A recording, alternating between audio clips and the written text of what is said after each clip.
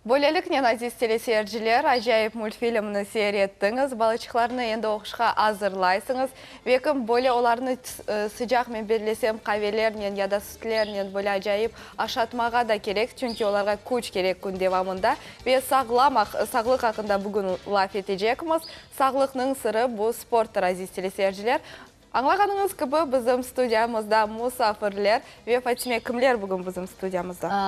Бүгін студиямызда біз спортчыларыны қаршыладық. Сабадан, сағыл достар, керчектен де спорт, сағлам терінде сағлам ақыл. Ве әлбетте кешу жүмледен шымды сіздер үшін спортчылар, біздің халқымыздың спортчылары таныш олыңыз. Ахмат Бей Булат, Куреш Федерациясының президенті, ве онен берабер яш спортчы Руслан Бей Апкелям. Салям алейкум, хош келдіңіз. Ахмат Бей, как началось ваше утро сегодня? Ну, традиционно началось с утреннего намаза, потом зарядка. И сегодня вот мы у вас в студии. Сразу хош после келдіңіз, зарядки. рада видеть вас у нас в гостях. Руслан Бей, ваше утро как началось? Наше утро началось рано. Также встали, почитали намаз, попили чай и приехали сюда. Машалла, Аллаха булайтсын, хотим воспользоваться Ты возможностью. что, сегодня на зарядке не был? Вот так вот. Воспользуйтесь возможностью, поздравляем вас. Мубарик Джуба хайрлы олсын. Аллаха булайтсын намазларына. Ахмат Бей, чем живете сейчас, к чему готовятся наши крымские спортсмены? Ну, завтра у нас стартует сильнейший турнир в Крыму. Это на призы олимпийского чемпиона Рустема Казакова. Это уже 15-й по счету турнир. Будет очень много гостей. Ну, со всех стран, да, скажем так. То есть и тренера приедут, ученики со всей России будут. Сейчас подтвердили. То есть сегодня сейчас прилетает самолет, встречают одних, вторых. То есть вот сейчас после передачи поедем сразу встречать тоже. А сколько спортсменов будет участвовать? Ну, где-то по 300-400 человек, наверное, будет. Спортсменов. Наших 200 будет. Как наша команда, крымская команда, готовилась к этому? Прошли сбор, учебно-тренировочный сбор. Команда готова. Так что завтра посмотрим результаты. А где будет происходить? Это будет проходить в городе Алушта, в спортивном клубе «Барс». Молокозавод, большой спортивный клуб «Барс». То есть милости просим, начало соревнований в 10 часов утра. Так что приходите, есть на что посмотреть, есть на кого посмотреть. И какие награды будут? За награды я вам не могу сказать. Самая большая награда, конечно, будет. Это фото с олимпийским чемпионом на память. То есть он всегда награждает сам все весовые категории. И у ребят остаются эти фотографии. То, что с Рустем Ага на фото, на память, на всю оставшуюся жизнь. Ахмат Бей, вы сказали про весовые категории. Кто участвует, какие весовые категории, возраст какой участников? 16-15 лет.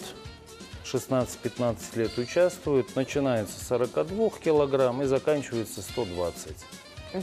То есть 14 весовых категорий, 42, 46, ну и 85 и 120. То есть вот так вот. Руслан Бей, вы совсем недавно были у нас в гостях. Там мы тоже говорили о вашей спортивной карьере, о ваших планах. Чем сейчас живете, к чему сейчас готовитесь? Также стремлюсь к тому, что и говорил. Тренируемся, готовимся, не покладая рук. Я думаю, та передача, наверное, еще больше стимула как-то подбавила, может быть, знаете, для себя самого. Услышать себя со стороны, знаете, и вникнуться в слова, что ты говорил, в те слова, что ты говорил, я думаю, это нормально. Какое ближайшее у вас соревнование? Ближайшее соревнование — чемпионат Крыма. 28 числа будет этого месяца в городе Алушта также. Это будет по взрослым. Иншаллах, вот мы собираемся поехать туда. Основная подготовка уже на этом закончена, я думаю. Сейчас уже идет процесс подготовки, подводки, знаете, там где-то вес придержать, где-то, чтобы аккуратненько дойти, не травмироваться, это сейчас самое главное. Как мы знаем, Ахмат Бей, вы работаете в школе. Как ваши дела в школе? И все ли возможности выполнены для вас? Все у нас отлично. В этом году тоже сделали большой набор детишек, занимаются. То есть начали заниматься многие, очень есть интересные мальчики пришли. То есть очень приятно, конечно, то, что приходят. занимаются.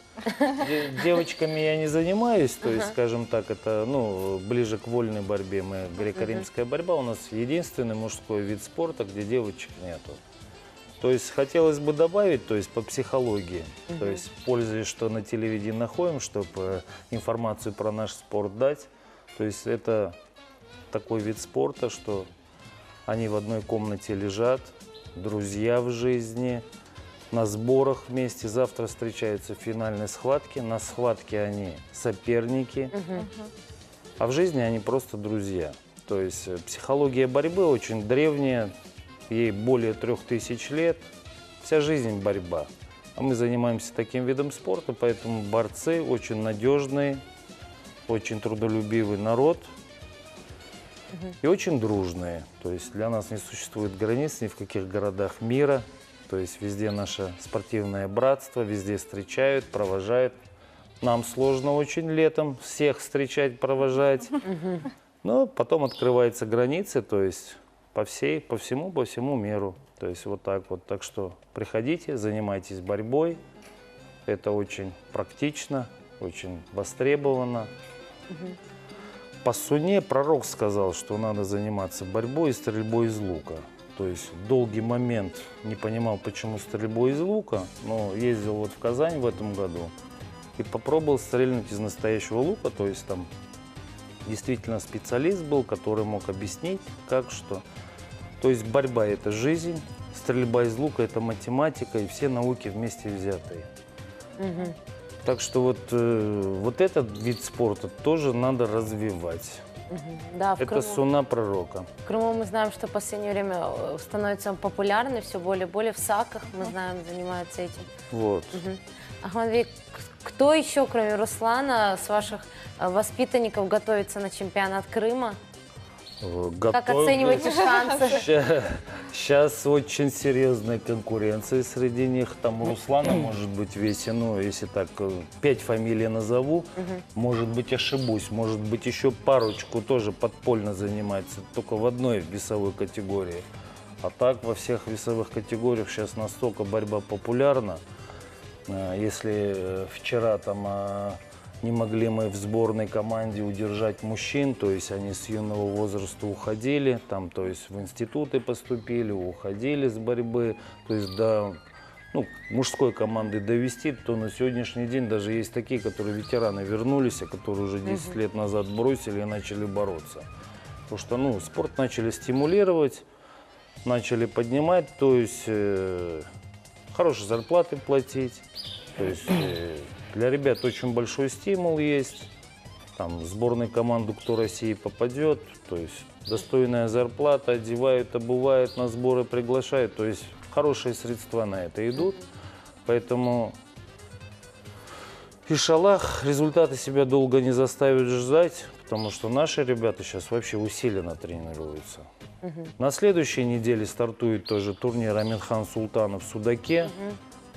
По 15-14-летним ребятам тоже будет сильнейший ажиотаж. Приглашаем телевидение, приглашаем гостей принять участие. Это у братьев Салиевых будет турнир проходить.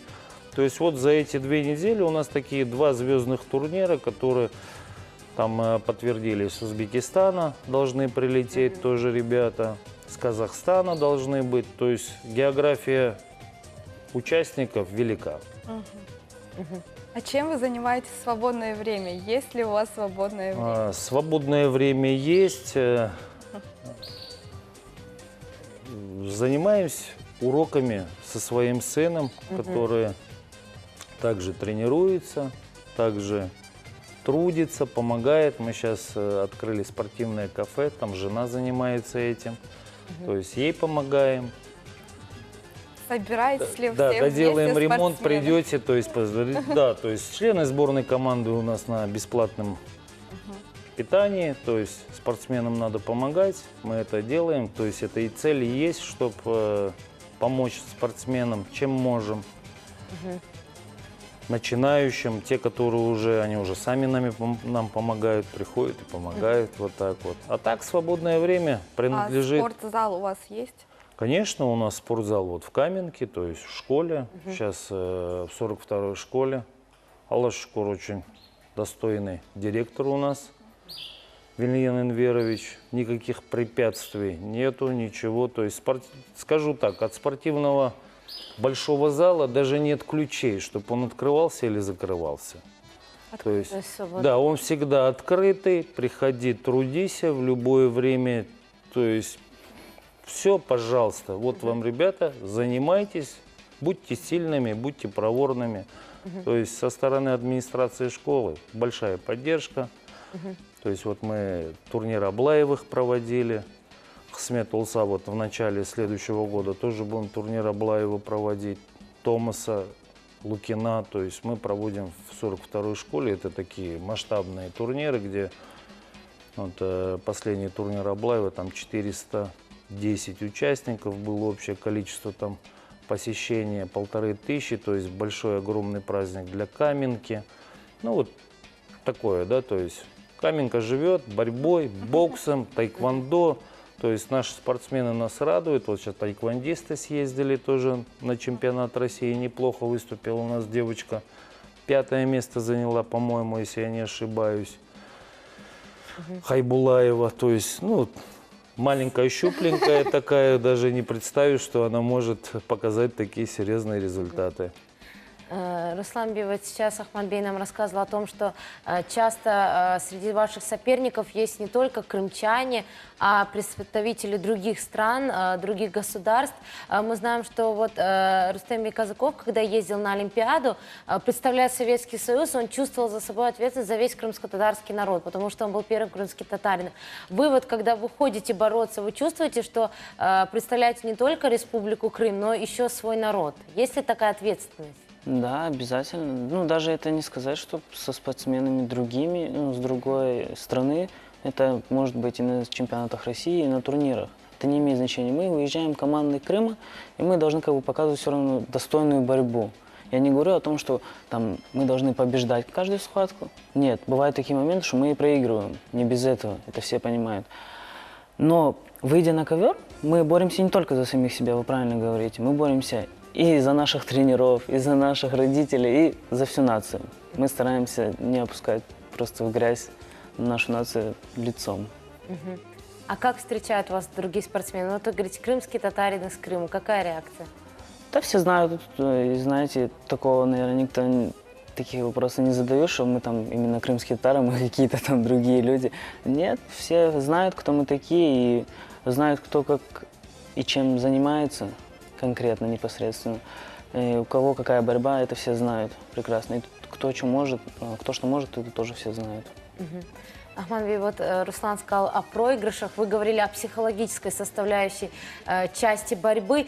Как тренеру вот после, например, проигрыша, вот у нас и Руслан был недавно, мы тоже говорили о тех схватках, на которых, например, не всегда одерживаешь победу. Он говорил, как настроить себя психологически, как тренер должен помочь спортсмену, вот, подтолкнуть его к тому, чтобы он не опускал руки. Есть такой момент, что у борцов, вот то, что вы задали вопрос по национальностям, как крымский татарин или там русский, там, или кто-то, у борцов нету национальности, есть борец и не борец.